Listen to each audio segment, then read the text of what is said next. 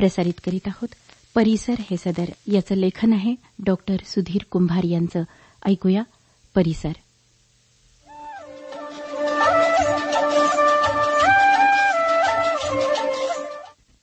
श्रोतेहो, सध्या रस्त्यावर चालताना किंवा रस्त्यावर गाडी चालवताना वेगवेगळ्या बाबींना आपल्याला तोंड द्यावे लागते. खरं तर वाढणाऱ्या लोकसंख्येनुसार रस्त्याची लांबी वाढवता येईल, परंतु काही ठिकाणी रुंदी वाढवता येत नाही अशी स्थिती आहे. वाहनांची संख्या भरपूर असल्यानं मग जागा अपुरी पडतेय. बाजारात, शाळेजवळ, मोकळ्या रस्त्यावर अनेक गाड्या कशाही लावल्या जातात. एखादा चालक आपल्याच तंद्रीत वाहन चालवताना त्याला धोकादायक वळण किंवा गर्दी कशाचंही भान नसतं. तो गाड्यांवर गाड्या ओव्हरटेक करताना आणि जागा कमी असताना सुद्धा त्यात त्याची गाडी घुसवतो आणि आपली गाडी पुढे काढण्याच्या नादात अनेकदा ट्रॅफिक जॅम करतो. त्यानंतर मग हाणामारी, भांडणं होतात. ट्रॅफिक जाम झाल्यावर त्यामध्ये नोकरीला जाणारी माणसं, पेपरला जाणारी मुलं, कामावरून वेळेवर पोहोचण्यासाठी निघालेल्या नागरिकांना विनाकारण ताटकळत बसावं लागतं.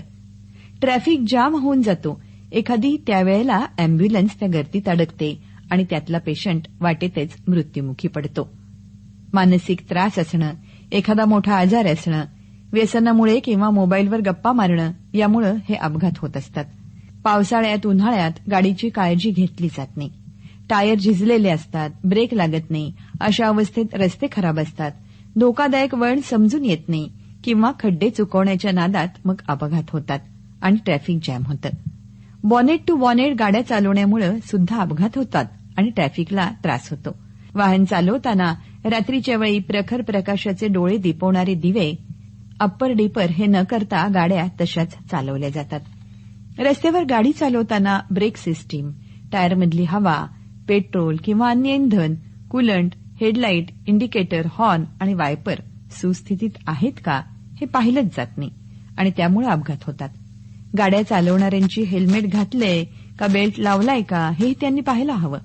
काचेला विनाकारण अनावश्यक जादाचं फिल्मिंग केलं असेल तर ती बाबही हानिकारक आहे. नियमानुसार गाडी चालवणं, लायसन्स असणं, लहान मुलांच्या हातात गाड्या न देणं हे शहाणपणाचं लक्षण आहे. युवकांनी किंवा नवशिक्यांनी गाडीचा स्टंट करणं, झिगझॅग गाडी चालवणं, सायलेन्सर काढून गाडी चालवणं, अनियंत्रित वेगात गाडी चालवणं आणि ट्रिपल सीट किंवा जास्त व्यक्ती एका दुचाकीवर बसून गाडी चालवणं हे गुन्हे आहेत हे लक्षात घ्यावं. सिग्नल तोडणं हा एक गांभीर्यानं घ्यायचा विषय आहे. सिग्नलवर 15-20 सेकंद थांबलं तर फारसं बिघडत नाही. तसंच वेगानं गाडी चालवून वेळ वाचवण्याच्या ऐवजी त्यासाठी वेळा अगोदर थोडंसं प्रवासाला निघाल तर घाई कमी करावी लागेल. म्युझिक सिस्टीम मोठ्यानं लावून गाड्या चालवणं किंवा व्हिडिओ पाहत गाड्या चालवणं हे कायद्याला मंजूर नाही. हिट अँड रन हा प्रकार अनेकदा आजकाल दिसून येतो. हा तर माणुसकीला काळीमा फासणारा प्रकार आहे. अपघातग्रस्ताला मदत करायची सोडून पळून जाणं हे चुकीचं आहे. वेगावर नियंत्रण म्हणजे स्वतःवर नियंत्रण. या बाबी लक्षात ठेवूनच आपली वाहनं आपण चालवायला हवीत.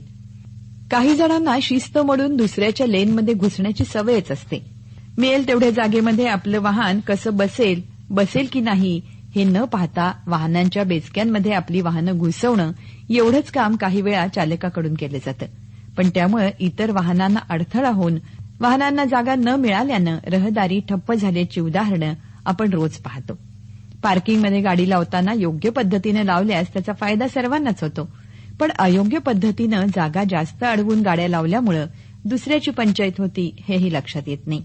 इथून पुढच्या काळात गाड्यांची संख्या ही वाढतच जाणार. त्यामुळे पार्किंगची अडचण मोठ्या प्रमाणात वारंवार निर्माण होणार. अशा काळात आपण शिस्तीचे नियम पाळले नाहीत तर सर्वांना त्याचा फटका बसणार हे निश्चित. मोठ्या गाड्या, रिक्षा, प्रवासी 4 चाकी गाड्या यांनी ट्रॅफिकचे नियम पाळले तर या समस्या येणार नाहीत. रस्ता जाम होणार नाही. सर्वांना सुरळीत वेळेवर योग्य त्या ठिकाणी पोहोचताही येईल. त्यासाठी सबुरीची गरज आहे आणि ती शिस्त आपल्यात यावी हीच अपेक्षा आहे. आत्ताच आपण ऐकलं परिसर हे सदर याचं लेखन होतं डॉक्टर सुधीर कुंभार यांचं. हा कार्यक्रम